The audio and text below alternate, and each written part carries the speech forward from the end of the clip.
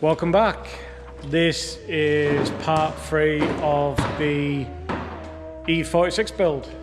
So for this episode, Molly, who's down there getting the tools out, is going to do the oil cooler. So this time we've got 2 GoPros, so he's going to have his GoPro on his, so you'll see footage from his side, and he's going to custom fit it. Yeah, custom fit it. Get the oil cooler hopefully fitted, and I'm gonna do the suspension. So we've got the 60mm lowering springs that we have here, so I'm gonna stick them on. I might stick the rear control arms on. I've got a strut brace, that's what this thing is. Also I've got the front anti-roll bar to put on because I've now got the drop links. So hopefully this thing will be all singing and dancing. Fair enough, it may not have, I may put the wings and the lights back on, I don't know, see what I feel like. But she's getting there. Not much to do. And the Civic will be on a future episode, so I'm going to be doing ring prep for this. I'll show you what I've done and all that lot for that car, but that is going to be in a future episode. And we've got the Celica to do in a future episode as well, and that'll be redoing the clutch. So if you haven't already, please like and subscribe. We've had a look, 90% of people aren't subscribed to the channel. We're trying to build the channel. It would be much appreciated if you just at least subscribe to the channel and enjoy the video. Right, so basically what I'm going to try and do is fabricate this somewhere into here. We do have a couple of bolts either side, which I'm going to try and somehow make this work. I reckon it will. So I'm just going to cut that, shape it, drill some holes in it, and hopefully we'll have this mounted very shortly. We'll see how it goes.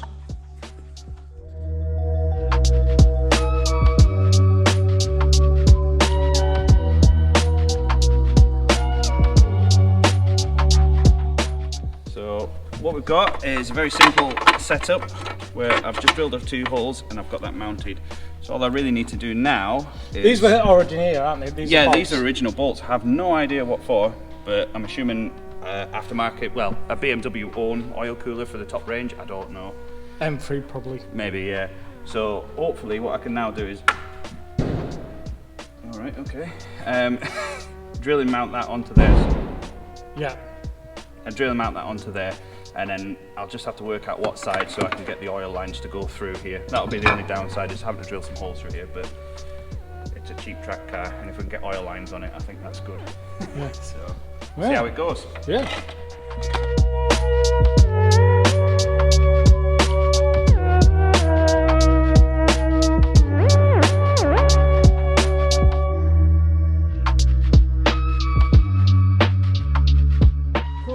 That's the front left corner done. Now, this is what happened.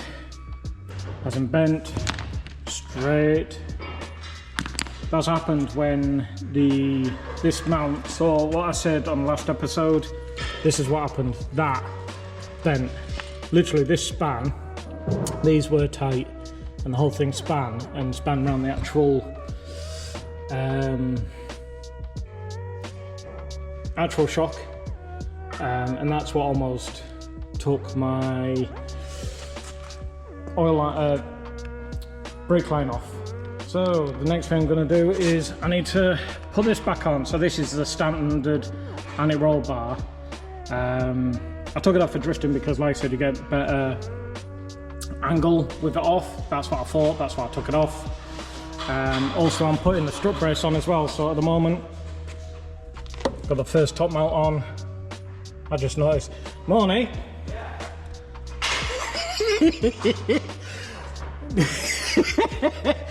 You know, not yet. What you done? Right. I'm putting the strut brace on. I have the bolts to mount it. Where's the other strut? Could be problems. It could be problems. I mean, I just put it on.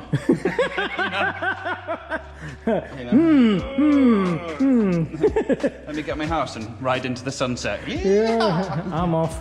But anyways, I'm going to stick strut brace on as well after I change that mount.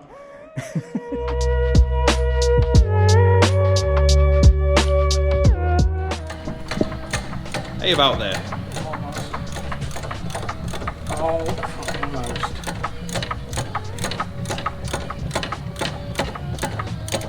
They look like shiny new bits, but they're not. So, another little problem, but not a massive problem. So you got it almost fitted, haven't you? Yeah, it's almost on. Everything's on. Pipes and everything are up to here. You might be able to see it through here. Just very carefully. Maybe, yeah. So it's all pretty much mounted. Just everything needs tightening up. Yep. But when we come on to doing this and fastening this on, the back of it hits on, it looks like the inlet. So it won't spin round. So we just need to very, very carefully take a bit off the back of there to be able to get it to spin. But not a big problem. Not a big problem, is it? Well, it depends if we go right into the inlet with it, but no, yeah, it's fine. We'll see what happens. Again.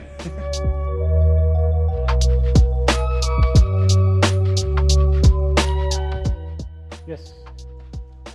So, I don't think it makes too much of a difference which one goes on where. It looks like the right hand side is the one that actually comes through the filter, so that's the one that's filtering. So I'm going to try and mount them so that the longest way is the way of the cooling and the shortest way is the way it goes back in. So what he's on about now is just which way these pipes are, so obviously we want to know which way's in and out. As in... So this one comes through the filter, so everything goes in through and pushes out the filter, and that's what filters your oil. Yeah, well, it'll is go that the other way. No, it'll be is it in. The other way? It's in. In. I can't remember. Yeah, it goes into the filter. Through the, yeah, sorry. So it's actually the other way around, yeah.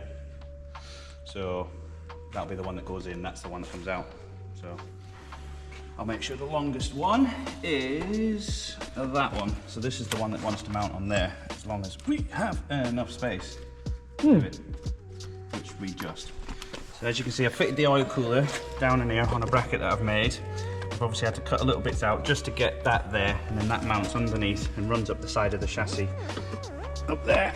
And then hopefully everything's just right, out of the way of any fans, any electrics, you know, just so it's nice and loose. You know, the pipe work, so it's nice and loose. Yeah.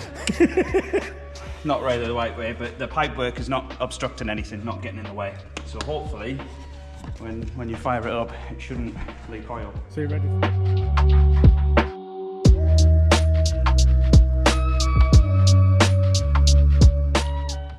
That's another day done on the E46.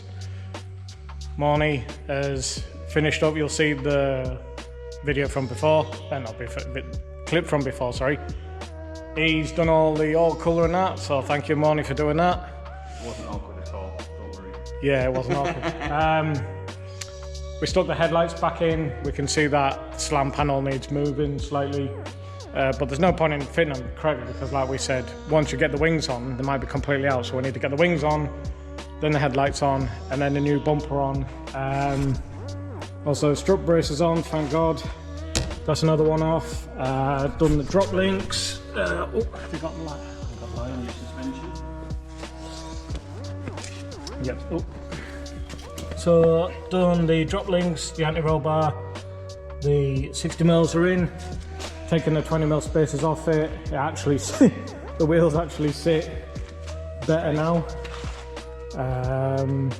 Found out, I didn't realise I already still had the 60mm lowering springs in the back, so that's a benefit, so I don't need to do that. So this is how it actually sits.